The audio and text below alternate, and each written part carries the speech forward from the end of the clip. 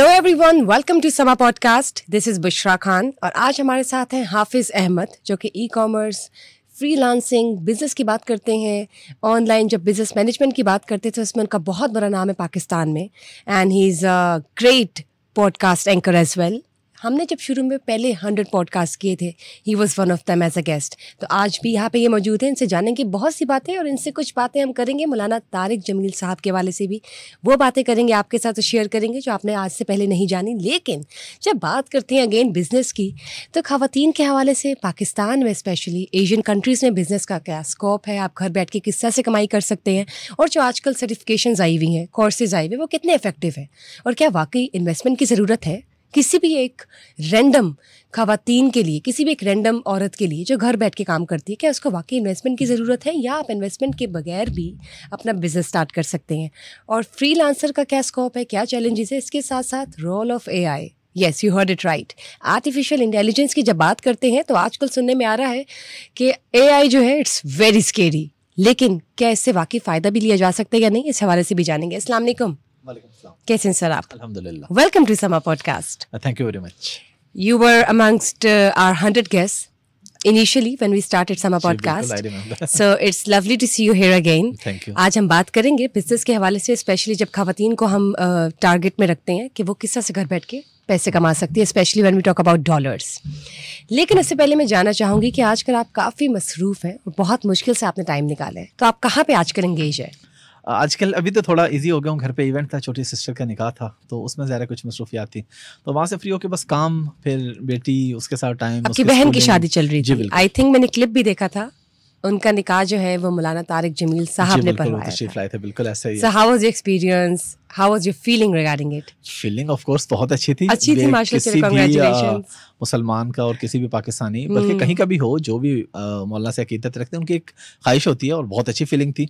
एक तो वैसे ही ज़ाहिर घर का इवेंट, बड़ी खुशी थी कि सबसे छोटी सिस्टर है, वो अकेली रहती थी, भी उसका निकाह हुआ, अभी रुखसती बाद में होगी, निकाह का इवेंट था, फिर ज़ाहिर उस पर मौलाना का आना, ये फिर मज़ीद खुशी की बात थी कि वो तशरीफ़ लाए, बयान हुआ, निकाह हुआ। नाइस, माशाल्लाह। तो ये बताएं कि डज ही चार्ज? मैंने तो सुना बहुत पैसे लेते हैं और सबकी ख्वाहिश है कि हर कोई अपना निकाह जो इनसे पढ़वाए, लेकिन सुना है कि पैसे बहुत लेते हैं, क्या ये सच? आपके सवाल में ही इस बात का जवाब है।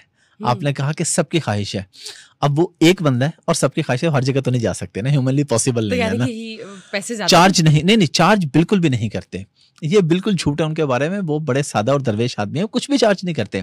हम लोग उनसे, मैंने उन्हें मैसेज किया कि मैंने मुलाकात के लिए आना है, तो उनकी कॉल आ गई कि मैं लाहौर में हूँ तो आ जाओ। मैंने कहा कि आप फैसलाबाद या जहाँ भी मैं आ जाता हूँ। मैं गया मिलने के लिए, तो उन्होंने कहा जी खैरियत से। मैंने कहा जी सिस्टर का निकाह है और हम चाहते हैं कि आप पढ़ाएं। तो उन्होंने कहा कब है? मैंने कहा ये आप बता दें कब रखें, क्योंकि ज़ाहिर है उनका टाइम लेना था, तो हमें उसी हिसाब से मैनेज करना था। तो उन्होंने जो हमें डेट और टाइम दी, हमने रख लिया। एक पैसे की भी कोई डिमांड नहीं करते, ना कोई फीस लेते, कुछ भी नहीं लेते, मतलब कुछ भी नहीं लेते। बाय इट, लेकिन अगर आप कह रहे हैं तो ठीक है, बाकी वो पैसे नहीं लेते। असल में वाकई नहीं लेते। मतलब अगर मैं बुलाती हूँ या कोई और बुलाता है सपोजिटली, कोई भी रैंडम, ये तो क्योंकि सबकी ख्वाहिश है। ये तो अगेन डिपेंड करता है कि उन दिनों तो उनके पास टाइम है कि नहीं। पैसे नहीं लेते वहाँ, ऐसा नहीं हो सकता कि वो आपको कहें कि मैं इतने पैसे ले। No no no no, time है या नहीं ये एक अलग चीज है, लेकिन पैसे बिल्कुल इन्वॉल्व नहीं होते। और लोगों को ना बड़ी उनके बारे में गलत फहमी है। मैं आपको आज मैंने सुना है, एक चीज मैं ना बड़ी सुपर क्लियर करना चाह रहा हूँ, बल्कि मैं लोगों को बताना चाह रहा हूँ, ये एक बात बड़ी जरूरी है कि शायद इसको लोग नेगेटिव भी ले जाएं, बाकी लोगों भी। मौलाना तारिक जमील साहब वाहिद आलिम दीन है, यानी मौलवी हैं कि जिनके मैं जितना करीब हुआ मुझे उनसे मोहब्बत होती गई। इनके अलावा मैं जिसके भी करीब हुआ, मैंने मोहब्बत क्या नफरत हुई कि दोगले हैं लोग सामने हो रहा है। ये जितने मीडिया पे मौलाना साहब है ना, ये रियल लाइफ में उससे ज्यादा अच्छे हैं, जेन्युइन है, क्योंकि उससे ज्यादा जेन्युइन है। ये बहुत सी ऐसी चीजें जो लोग नहीं जानते। हम आवाम की आवाज सुनते हैं, हम फीडबैक भी लेते हैं, तो हर किसी पर्सनैलिटी के हवाले से अच्छा फीडबैक भी आता है, बुरा फीडबैक भी आता है, लेकिन असल बात ये होती है कि जो जिसकी ज्यादा करीब है वो ज्यादा जेन्युइनली से जानता है। वही बता सकते हैं ना इनके हवाले से स्टेटस कॉन्शियस या पैसे बहुत लेते हैं या जो है वो नहीं है या डबल फेस्ड डुअल पर्सनैलिटी, ये सब चीजें जो है यू कांट इवन इमेजिन। हकीकत नहीं है। मैंने बताया कि जब मैं इनके करीब हुआ ना, तो तब मुझे मैं बहुत हैरान हुआ, और सिर्फ इनको देख के हैरान नहीं हुआ, मैं इनके बच्चों को देख के हैरान हुआ, मैं इनके एम्प्लॉयज को, उनकी टीम को देख के हैरान हुआ कि यार क्या तरबियत याफ्ता लोग हैं, कितने आला अखलाक है, कितने अच्छे। अब जो लोग नफरत करते हैं उनको यही है कि जी हमने मैसेज किया था, रिप्लाई नहीं आया या कॉल नहीं उठाई। भाई आप खुद सोचे, पाकिस्तान की आबादी और एक मौलाना तारिक जमील, किस किस का फोन उठाएंगे, वो किस किस को रिप्लाई करेंगे। अब ये तो ताल्लुक पे डिपेंड करता है ना, जब कोई बन जाता है, कोई सलामदा होती है, ठीक है रिप्लाई आ जाता है, अदरवाइज इन चीज़ों में कोई। और वो खानदानी अमीर आदमी है। मौलाना तारिक जमील के पैदा होने से पहले, उनके पैदा होने से पहले उनके वालिद साहब का लंगर चलता था। यानी जो लोग कहते हैं ना कि मौलाना साहब ने शायद दीन पे आके पैसा बनाया, वो तो अपने उनके तो वालिद लंगर चलाया करते थे। उस वक्त तो इनका दीन से दूर दूर तक कोई ताल्लुक नहीं था। जिस घर में ये रहते हैं, जो इनका आबाई घर है, जो हवेली है, वो इनके दादा के दौर की हवेली है।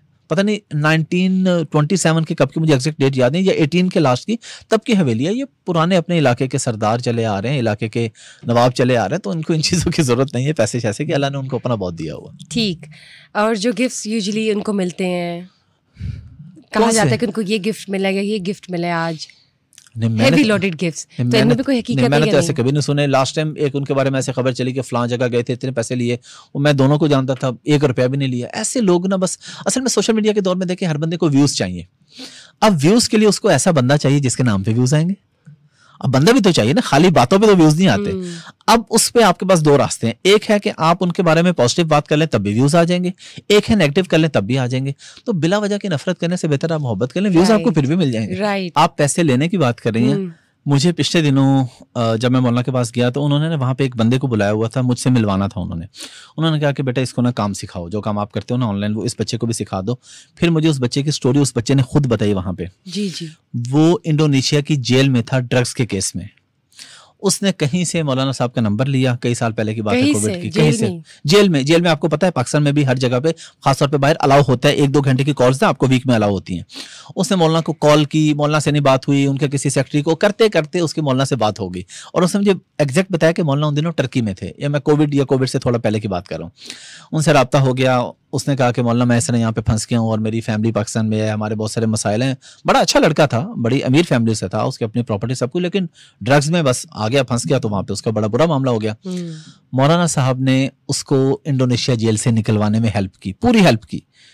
उसकी फैमिली को जितने साल मौलाना से राब्ता होने के बाद जितने साल वो मस्जिद रहा, वहां पे उसकी फैमिली की पूरी सपोर्ट मौलाना करते रहे। आप पैसे लेने की बात करें, वो पैसे देने वाले आदमी, वो लेने वाले आदमी नहीं है। उसकी फैमिली को सपोर्ट करते रहे। फिर इवेंचुअली जब वो पाकिस्तान आ गया, उसके बाद अभी तक उस बंदे को सपोर्ट कर रहे हैं। मैं ऑन रिकॉर्ड उस बंदे का नाम नहीं लूंगा, लेकिन कभी अगर वो बंदा खुद मेरे साथ राब्ते में है, अगर वो कभी मेरी पॉडकास्ट में आके बताना चाहेगा, तो इस तरह के बहुत से वाकयात हैं।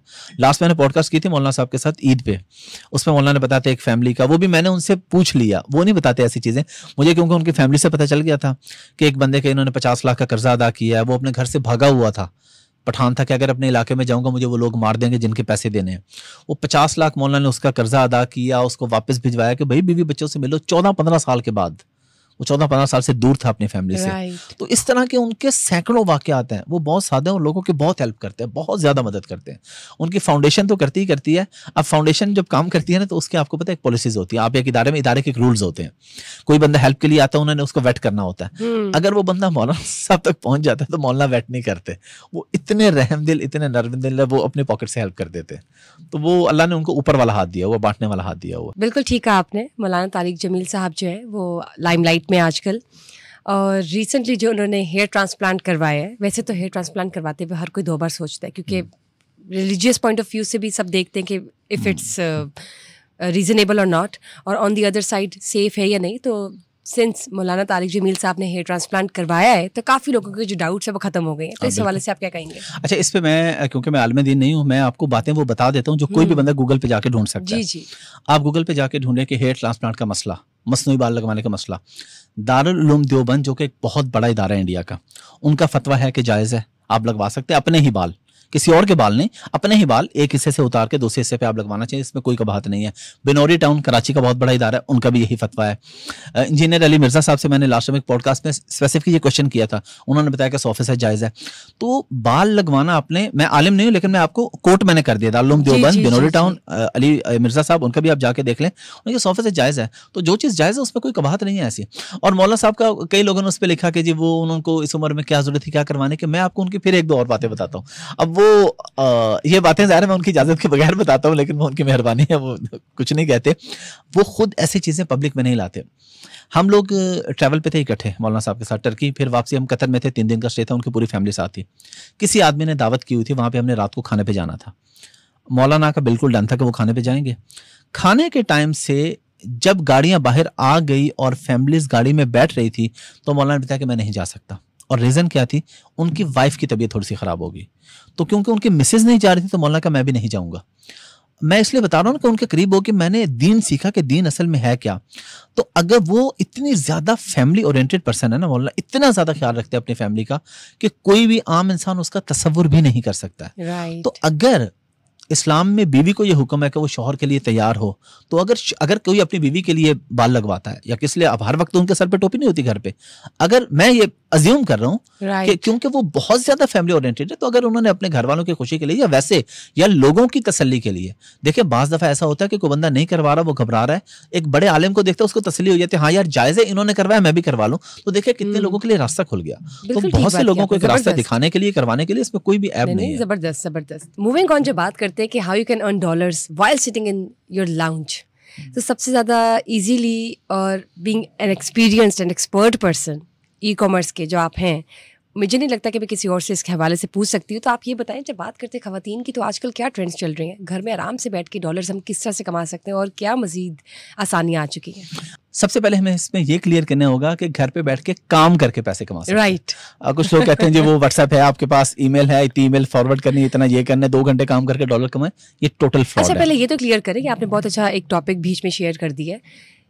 जो मैसेजेस आते हैं लोगों को कि आप इतने लाइक्स करें या इतनी चीज़ों को आप फॉरवर्ड करें या ये करें तो इससे आप घर बैठ के डॉलर्स कमाएंगे, पैसे कमाएंगे, तो ये स्कैम है, ये फेक है, ये जेन्युइन नहीं है, ये तो पहले क्लियर करें। ये 100% स्कैम है और इस पे मैं खुद हैरान हूँ। मेरी भी एक वीडियो चल रही है जो कि मेरी आवाज़ नहीं है, मेरी वीडियो चल रही है कि हमें इतने लड़के लड़कियों की ज़रूरत है और वीकली तनख्वाह मिलेगी। अच्छा, मुझे लिफ्ट में एक दिन एक बंदे ने कहा कि जी वो मैंने देखी थी आपकी वीडियो, मैंने 3,000 जमा करा दिए। मैंने कहा यार देखें, जिनके साथ फ्रॉड होता है ना इस तरह लालची, मुझे उन पर तरस नहीं आता। मैंने कहा आपके साथ बिल्कुल ठीक हुआ, मजीद भी चाहिए। तो वो फिर खामोश हो गया। मैंने कहा तुम इतने बेवकूफ हो कि तुमने एक वीडियो देख के तुम्हें ये भी नहीं पता चला कि ये डीप फेक है। एक तो इतना पता चलना चाहिए आपको। फिर देखें, अगर ऐसी कोई चीज होगी तो मेरे ऑफिशियल पेज पे होगी, मेरे ब्लूटिक वाले फेसबुक पे होगा, मेरा ऑफिशियल यूट्यूब पे, इंस्टाग्राम पे सारे वेरीफाइड अकाउंट है, ब्लूटिक वाले अकाउंट है, वहां पे होगी। एक रैंडम इंस्टाग्राम पे, एक रैंडम टिकटॉक पे एक वीडियो चल रही है और उस पे जब मैं ये बोलता हूं कि हमें इतने लड़के लड़कियों की जरूरत है, इतनी है, तब स्क्रीन ब्लर हो जाती है, तब कुछ लिखा आ जाता है, मेरे होंठ नहीं उस हिसाब से हिल रहे। मैंने कहा यार भाई, और इवन होंठ भी हिल रहे हो तो तब भी ये बहुत खतरनाक चीज है। तो सबसे पहले तो ये कि आपने जिसके साथ भी काम करना है उस बंदे के वेरीफाइड अकाउंट से जब तक बात ना हो उस बात पे यकीन ना करें। बिल्कुल ठीक। कहीं भी और आ रही है, आपने उस बात पे यकीन नहीं करना। अब आ जाते हैं काम के ऊपर। काम, कोई भी ऐसा काम, हम लोग इस पे हमेशा ये बात करते हैं, जो आप किसी ऑफिस में जाए बगैर सर्विसेज दे सकें जी, उस काम से आप पैसे कमा सकते हैं। फॉर एग्जाम्पल, सबसे पहले हम बात कर लेते हैं ग्राफिक डिजाइनिंग की। अभी ये हम पॉडकास्ट रिकॉर्ड कर रहे हैं, इसके बाद जब ये पॉडकास्ट अपलोड होगी तो कोई बंदा उसके थंबनेल बनाएगा, एडिटिंग होगी। मैं ग्राफिक डिजाइनिंग की बात कर रहा हूँ, वीडियो एडिटिंग होगी। ये सारे वो काम हैं कि जिसके लिए जिस बंदे से आप काम करवा रहे हैं उसका आपकी प्रीमिसेस में होना जरूरी नहीं है जी। एक बंदा जॉब कर रहा है, ठीक है, अब ये समा का ऑफिस है, यहाँ पे लोग जॉब करते हैं, ठीक है, लेकिन हम अज्यूम कर लेते हैं कि समा के पास कोई एम्प्लॉय नहीं है, उन्होंने पॉडकास्ट रिकॉर्ड किया, वो क्या करेंगे, वो किसी फ्रीलांसर आउटसोर्स करेंगे, किसी को वी ट्रांसफर करेंगे फाइल के भाई बेटा ये वीडियो एडिट कर दे। अब वीडियो एडिट करके उसने भेज दी, उसने कहाँ पे की, अपने लाउंज में, जो आपने शुरू में बात की। अब वो मर्द भी कर सकता है, वो खातून भी कर सकती है। ग्राफिक डिजाइनर है, घर भी कर सकता है, घर पे बैठ के भी कर सकता है, ऑफिस में जाके भी कर सकता है, लड़का भी कर सकता है, कहीं भी।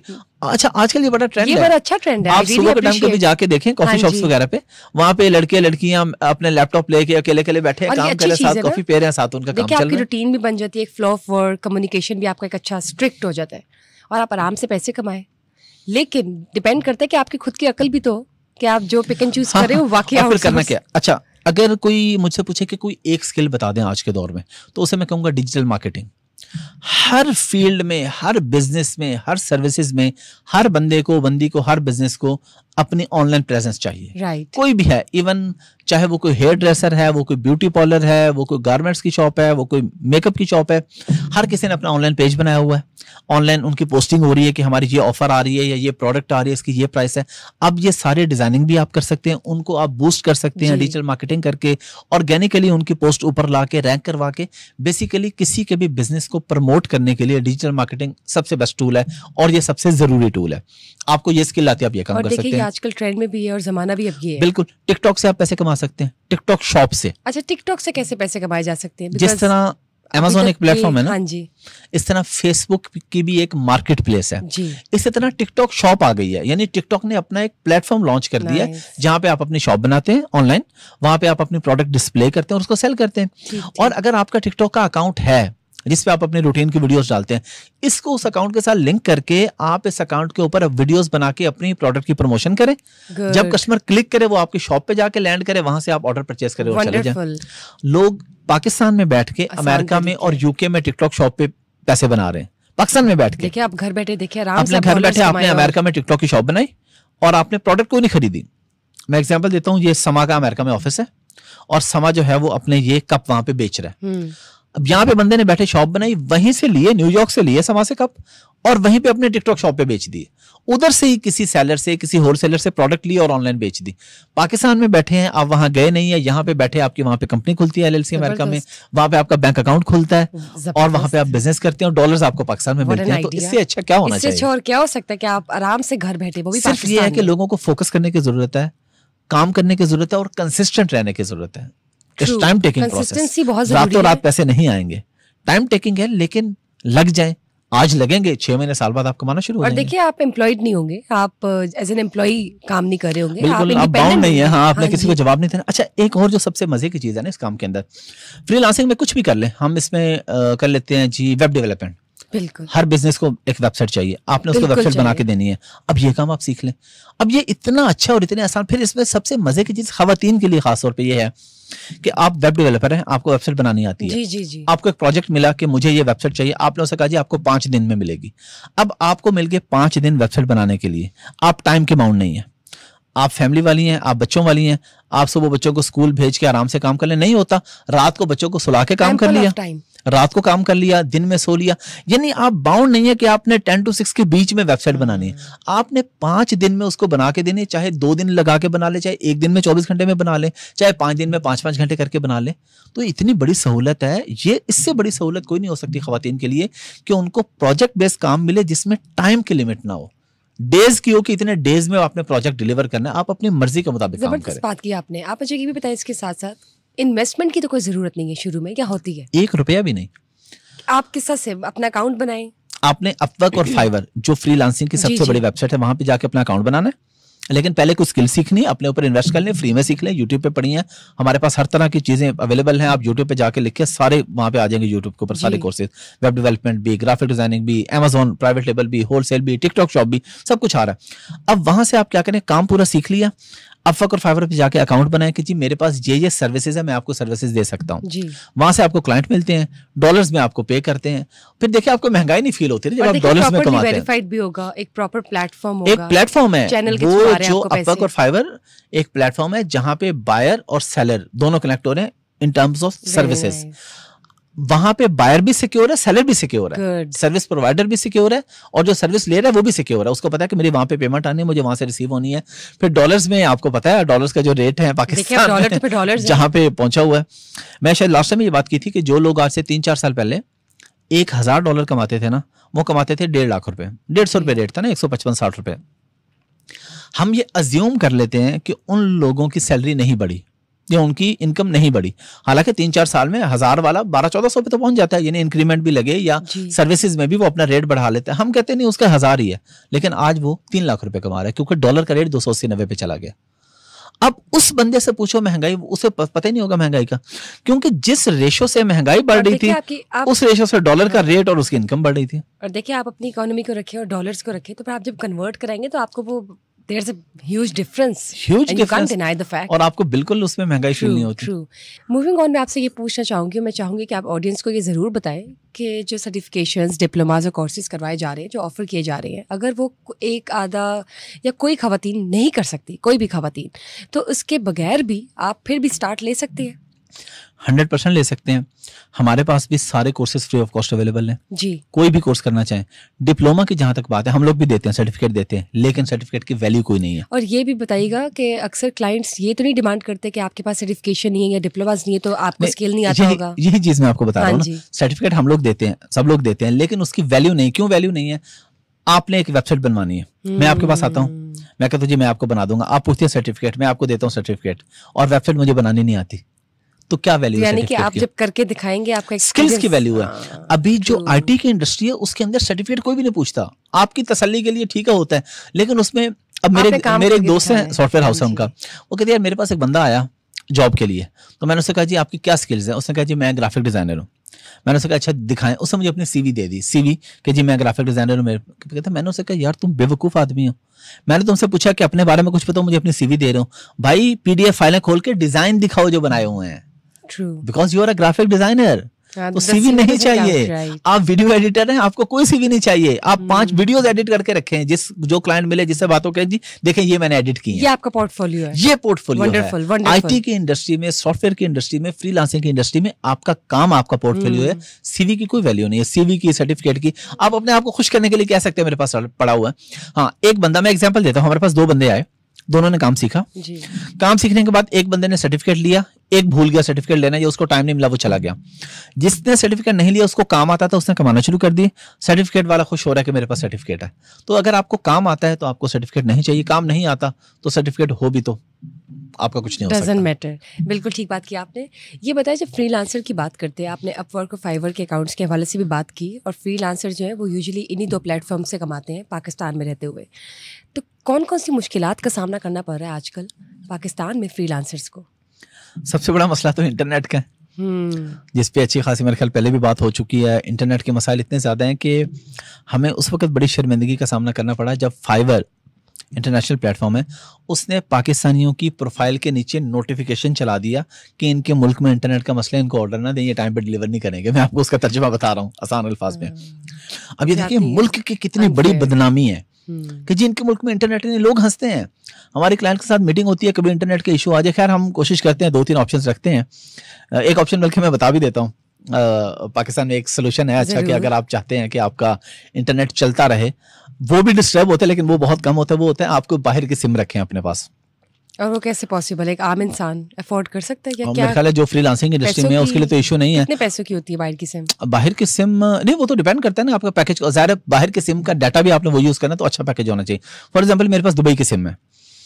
अब जब आप रोमिंग पे वो नंबर पाकिस्तान में यूज कर रहे होते हैं ना, तो यहाँ पे जो कैरियर जो रिस्ट्रिक्शन लगाता है ना, वो रोमिंग वाले नंबरों पे नहीं लगती, उनको सर्विसेज पूरी मिल रही होती है। फॉर एग्जाम्पल अगर आप अपनी पाकिस्तानी सिम दुबई में जाके इस्तेमाल करते हैं रोमिंग पे पाकिस्तानी सिम, तो दुबई में आपको पता है व्हाट्सएप कॉल ब्लॉक है, लेकिन अगर पाकिस्तानी सिम दुबई में चली तो व्हाट्सएप कॉल ब्लॉक नहीं है, क्योंकि आपके होम कंट्री का सिम को यहां से रोमिंग के थ्रू इंटरनेट मिल रहा है, इसलिए उस पर कोई रिस्ट्रिक्शन नहीं है। इसी तरह जब पाकिस्तान में जब ये कोई चीज़ डाउन करते हैं, फेसबुक या यूट्यूब कुछ भी डाउन होता है, तो मेरे मोबाइल में वो डाउन नहीं होता, क्योंकि मेरी सिम उस वक्त मैं कन्वर्ट कर देता दुबई सिम। वैसे मेरी पाकिस्तानी सिम चल रही होती है, लेकिन जब भी पाकिस्तान में इंटरनेट का मसला होता है मैं दुबई सिम चला लेता हूँ। वो सिम चलाता हूँ तो उस पे वो लागू नहीं होती चीजें। Good idea, good concept. हाँ, तो अगर आप भैया बिजनेस कर रहे हो, थोड़े से पैसे खर्च कर लो, आप थोड़े से पैसे खर्च कर लो, दुबई में अपनी कंपनी बना के रखो, दुबई में आपके पास बिजनेस होना चाहिए, दुबई में आपका सॉफ्टवेयर हाउस होना चाहिए, यानी आपकी बेसिक कंपनी वहां पे होनी चाहिए। अब वहां पे कंपनी हो, वहां के आपके पास सिम हो, तो आपको मसला नहीं होता। तो ये एक बड़ा अच्छा। बाकी अब जो लोग यहाँ पे रहते हैं, जो छोटे फ्रीलांसर है बेचारे, यानी जो $500,000 कमाते हैं महीने का, उनको तो मैं ये नहीं कहूंगा कि तुम दुबई जाओ और दुबई जाके कंपनी खोलो। हाँ, 2-4 हज़ार कमाते हो तो जरूर खोलो, पैसे हैं तो जरूर खोलो कंपनी, वहां पे बिजनेस भी आपको ज्यादा मिलता है, क्लाइंट ज्यादा मिलते हैं। क्लाइंट के साथ बहुत से फॉरेनर क्लाइंट हैं जो पाकिस्तान में नहीं आते। दुबई में आप 100 लोगों के साथ डेली की मीटिंग कर लें, फॉरेनर्स के साथ लोग वहां आते हैं, घूमने फिरने आते हैं, आप उनके साथ मीटिंग तय हो, या आप लिंक्डइन पे बैठे हो, आप अपवर्क पे बैठे हो, फाइवर पे आपका कोई बड़ा क्लाइंट है, कोई बड़ा ऑर्डर है, तो आप कहेंगे हम दुबई में मीटिंग रख लेते हैं। अब वहां के आपके पास सिम हो, वहां की कंपनियों, तो चीजें आसान हो जाती है। लेकिन यहाँ पे सबसे बड़ा मसला इंटरनेट का, वो हल होना चाहिए। दूसरा मसला पेपाल, कि जो पेपाल एक प्लेटफॉर्म है, पेमेंट गेटवे है, जिसके थ्रू क्लाइंट हमें पेमेंट देता है, जिस तरह बैंक होता है। पेपाल आप ये समझिए एक बैंक है। ज्यादातर जो क्लाइंट है ऑनलाइन, वो ट्रस्ट करता है पेपाल पे कि मैं पेपाल के थ्रू पेमेंट करूं। अब पेपाल नहीं है तो पाकिस्तानियों को आधे ऑर्डर तो इस वजह से नहीं मिलते कि तुम्हारे पास पेपाल नहीं है, तो मैं पेमेंट कैसे देंगे। कोई और प्लेटफॉर्म वो इसलिए नहीं यूज करते कि वो ट्रस्ट करते हैं पेपाल को, उन्हें होता है कि हमने पेपाल के थ्रू ही पेमेंट करनी है। अभी तो हम इस हद तक आ गए थे, मतलब पहले हमारी डिमांड थी कि हमें पेपाल दिया जाए, हमारी अथॉरिटी से डिमांड थी, हम सारे जो दोस्त हैं इस इंडस्ट्री के हम लोग बात कर रहे थे। अब हमने ये छोड़ दिया, हम कह रहे हैं आप सिर्फ इंटरनेट हमें रहने दें हमारे पास, आप हमें कुछ भी ना दें। यानी हम इतने तंग आ गए इंटरनेट की वजह से, इतने ज्यादा डिस्टर्ब हुए अब देखें छोटे छोटे यूट्यूबर हैं, छोटे छोटे लोग हैं जो कंटेंट क्रिएटर हैं, जो बेचारे 200-400-500 डॉलर महीने का कमाते हैं। 3 महीने आपके मुल्क में इंटरनेट का मसला है, 3 महीने उनका चूल्हा नहीं जला। नहीं, बहुत अनफेयर है। उनको पैसे नहीं आए, यूट्यूब पे व्यूज ही नहीं आए, क्योंकि इंटरनेट नहीं था। लोग देखते कहाँ से, फेसबुक पे व्यूज नहीं आए, पैसे कहाँ से आते। तो ये बुनियादी, मैं कहता हूँ अब हम जितने तंग आ चुके हैं ना, अब तो हमें सिर्फ इंटरनेट चाहिए, हमें कुछ भी नहीं चाहिए अथॉरिटी से, कोई चीज नहीं चाहिए, सिर्फ इंटरनेट दे दें, हम इंशाल्लाह अपना काम खुद ही कर लेंगे। तो ये बताइए, ये जो फायरवॉल इंस्टॉलेशन हुई है फ्यू वीक्स बिफोर, जी जी जी जी बिल्कुल, ये जब हो भी रही थी तभी मेरे ख्याल से थोड़ा डिस्ट्रप्शन थी नेट जी बिल्कुल थी। तो इस चैलेंज को आप कैसे देखते हैं? ये झूठ कॉमर्स के ये झूठ है, सॉरी टू से, ये झूठ है। फायरवॉल इंस्टॉलेशन की वजह से मसाइल नहीं आते। मैं पूरी दुनिया घूमता हूँ, हाँ। दुबई में भी फायरवॉल इंस्टॉल हुई, वहाँ पे तो कभी मसला नहीं है। वहाँ पे व्हाट्सएप कॉल ब्लॉक है, लेकिन व्हाट्सएप कॉल ब्लॉक है, उन्होंने बताया कि व्हाट्सएप कॉल ब्लॉक है तो ब्लॉक है, बस बात खत्म। बाकी सारी चीजें बिल्कुल ठीक है, सब कुछ स्मूथ है, व्हाट्सएप भी वहाँ पे बिल्कुल स्मूथ है, वॉइस नोट करें, टेक्स्ट, बाकी सब चलता है। कॉल ब्लॉक है तो बस ब्लॉक है, तो जो चीज ब्लॉक है वो बता के, ये नहीं है कि पता ही नहीं है कि क्या चीज है क्या नहीं है। तो फायरवॉल की वजह से कोई स्पीड डाउन नहीं होती, 1-2 दिन के लिए मे भी हो जाए, कोई एक एप्लीकेशन हो सकती है। ये जो इंटरनेट है ना डाउन, इसका फायरवॉल से कोई ताल्लुक नहीं है, ये कोई और एजेंडा है, फायरवॉल का इससे कोई ताल्लुक नहीं। ठीक है, अब जब हम बात करते हैं एआई की, आर्टिफिशियल इंटेलिजेंस की, तो आपने खुद भी देखा कि आपकी भी एक डीप फेक वीडियो जो है वो फ्लॉट कर रही है सोशल मीडिया, टिकटॉक पे। ये बताएं, एआई और फ्रीलांसर और फ्रीलांसिंग का रिलेशनशिप कितना जरूरी है बिजनेस के हवाले से? ये बड़ा खतरनाक भी है और बड़ा जरूरी भी है।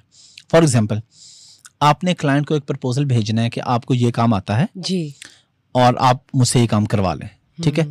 आप खुद एक कंटेंट लिखने बैठेंगे, आपको कई घंटे लगेंगे, आप सोचेंगे, फिर आपकी ग्रामर की मिस्टेक है, स्पेलिंग की मिस्टेक है, चैट जीपीटी को आप बताएंगे कि ये मेरा पोर्टफोलियो है, ये मेरे क्लाइंट का नाम है, इस पे प्रोजेक्ट, आप उसे बता रहे हैं, वो टक टक टक टक टक टक उसने विद इन फ्यू सेकेंड्स आपको पूरा प्रपोजल लिख के दे दिया। आपका 6 घंटे का काम 6 मिनट से भी कम टाइम पे हो गया। तो बहुत बड़ी नेमत है एआई। अब दूसरी तरफ, हमने कोई आइडिया लेना है बिजनेस का, हमने कोई नाम रखना है, उसका आइडिया लेना है, हमने कोई पिक्चर का आइडिया लेना है कि इसके रेलिवेंट मुझे थंबनेल किस तरह का बनाना चाहिए, क्या करना चाहिए। आपके 10-10 घंटे के काम 10-10 मिनट पे आ गए हैं।